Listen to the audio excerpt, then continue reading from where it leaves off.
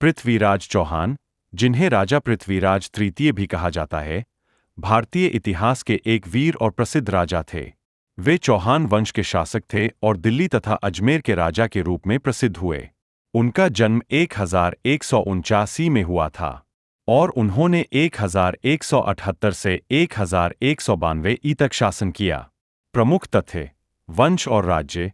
पृथ्वीराज चौहान चौहान वंश के अंतिम महान शासक माने जाते हैं।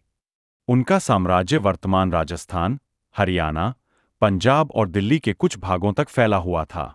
शिक्षा और गुण: पृथ्वीराज एक योग्य योद्धा, राजनीतिज्ञ और कवि भी थे। उन्हें संस्कृत और कई अन्य भाषाओं का ज्ञान था। उनकी वीरता और न्यायप्रियता के लिए वे प्रसिद्ध थे। संयोगिता और प्रेम कथा: पृथ्वीराज और कन्नौज की राजकुमारी संयोगिता की प्रेम कथा भारतीय लोककथाओं और साहित्य में अत्यंत प्रसिद्ध है।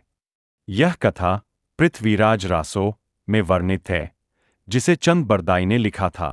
तराइन का युद्ध: पृथ्वीराज ने 1191 में मोहम्मद गौरी के साथ तराइन का पहला युद्ध लड़ा और विजय प्राप्त की, लेकिन 1192 में तराइन के दूसरे युद्ध में वे पराजित हो गए और मोहम्मद गौरी ने उन्हें बंदी बना लिया।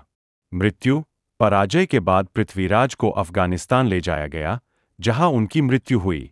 कुछ किंवदंतियों के अनुसार उन्होंने अंधे होने के बावजूद गौरी को मार गिराया, पर यह ऐतिहासिक रूप से पुष्ट नहीं है।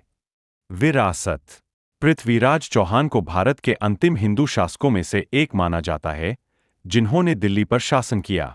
उनकी वीरता, प्रेम और बलिदान की गाथा आज भी भारतीय इतिहास में प्रेरणादायक मानी जाती है।